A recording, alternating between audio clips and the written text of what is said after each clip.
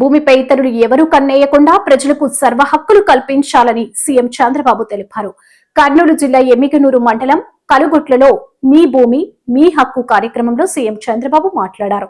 లంచాల వ్యవస్థలకు స్వస్తి చెప్పాలనే ఉద్దేశంతో ఈ కార్యక్రమానికి శ్రీకారం చుట్టామన్నారు. 22A కింద రికార్డులో పెడితే ప్రభుత్వ భూమి అయిపోతుంది.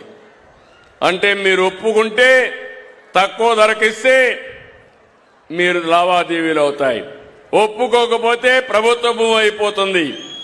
ఇట్లా కొన్ని లక్షల ఎకరాలు ప్రైవేటు భూముల్ని ప్రభుత్వ భూములుగా పెట్టేశారు. ఒక ఉదాహరణ చెప్తున్నా, ఇవన్నీ చాలా వచ్చాయి మాకు. నిన్నే ఒక అతను వస్తే షాక్ అయ్యా. దీనికి సమాధానం చెప్పమని వైఎస్ఆర్ కాంగ్రెస్ నాయకుల్ని ఆనాటి ముఖ్యమంత్రిని కోరుతున్నాం.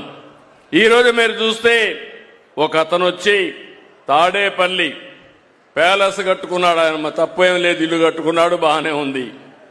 ఆయన ఇల్లు కట్టుకుంటే ఆయనకు ఒక హెలిప్యాడ్ కావాల్సి వచ్చింది.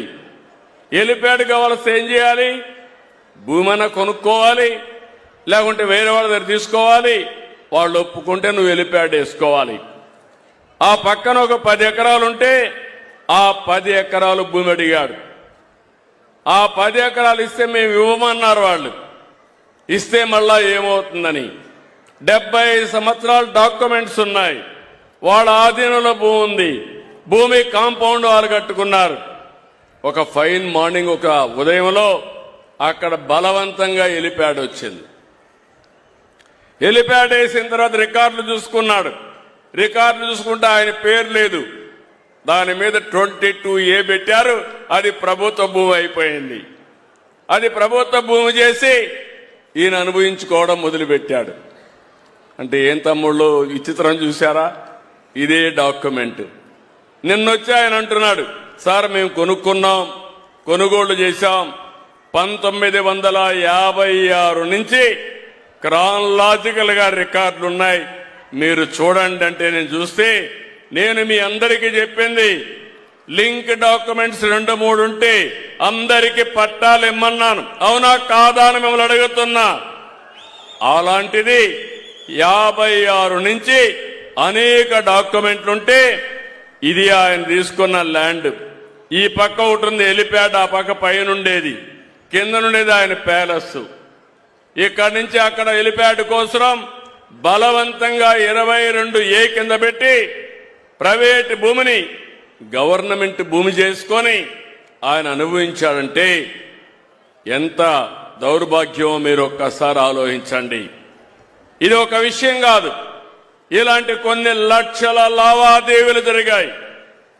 రాజకీయ విభేదాలుంటే చేశారు, వ్యక్తిగత స్వార్థాల కోసం చేశారు. మొత్తం రికార్డులన్నీ అస్తవ్యస్తం చేశారు. నిన్న మొన్న మాట్లాడుతున్నాడు ఆనాటి ముఖ్యమంత్రి, నేనేదో బ్రహ్మాండంగా చేశా అని చెప్పి. నువ్వు బ్రహ్మాండంగా చేస్తే ఈరోజు రాష్ట్రంలో ఇన్ని సమస్యలు ఎట్లొచ్చాయని నేను అడుగుతున్నా. నేను కూడా తలబట్టుకొని కూర్చున్నాను. పార్టీ ఆఫీసు పోతే 100 మంది వచ్చేసేవారు. వచ్చిన వాళ్ళలో 190% ఒకటే సమస్య, భూ సమస్య. నా జీవితంలో ఇది ఫస్ట్ టైం ముఖ్యమంత్రి కాదు, 4వ ముఖ్యమంత్రి. నా జీవితంలో ఎప్పుడో చూడనన్ని భూ సమస్యలు చూసే పరిస్థితికి వచ్చాను. అయితే కొన్ని రోజులు ప్రయత్నం చేశాను. మా డిపార్ట్మెంట్ కూడా చెప్పాను, వాళ్ళు కూడా ప్రయత్నం చేశారు. అన్నీ చూసిన తర్వాత నాకు అనిపించింది, ఎట్టి పరిస్థితిలో మళ్లీ జీవితంలో ఎవడు కూడా మీ భూమి మీద కన్నీయకుండా పూర్తిగా సర్వ హక్కులు ఇచ్చి ఎక్కడికక్కడ సెక్యూరిటీ ఫీచర్లు పెట్టి ఇవ్వాలని నిర్ణయం చేసుకున్నాను. అక్కడి నుంచి ప్రారంభించాను. ఈరోజు మీరు చూస్తే మీరు గుర్తుపెట్టుకోవాలి, ఈరోజు నేను ఇచ్చింది మొట్టమొదటిసారిగా ల్యాండ్ టైటిలింగ్ యాక్ట్ రద్దు చేశాను. రెండవది QR కోడ్ పెట్టాను. QR కోడ్ వల్ల మీ ఫోన్లో మీరు చూసుకుంటే ఎన్నిసార్లైనా చూసుకోవచ్చు. ఉదయం ఒకసారి, సాయంత్రం కూడా నిద్రపోయే మునుపు మళ్ళా చూసుకోవచ్చు. మీ భూమి ఎక్కడుందో మీకు అర్థం అవుతుంది. ఎవరైనా కానీ మారిస్తే మీరు ఇమ్మీడియట్గా యాక్ట్ చేసే పరిస్థితి వస్తుంది. ఒకవేళ బ్యాక్ ఎండ్ లో ఒకప్పుడు మీరు చూస్తే లింక్ డాక్యుమెంట్లు కూడా ఉండేటి కాదు. ఎంఆర్ఓ అనుకుంటే 22A కింద పెట్టేసేవాడు వాళ్ళ ఒత్తిడి భరించలేక. కానీ దానికి ఎవరు పెట్టారంటే అది కూడా ఉండేది కాదు.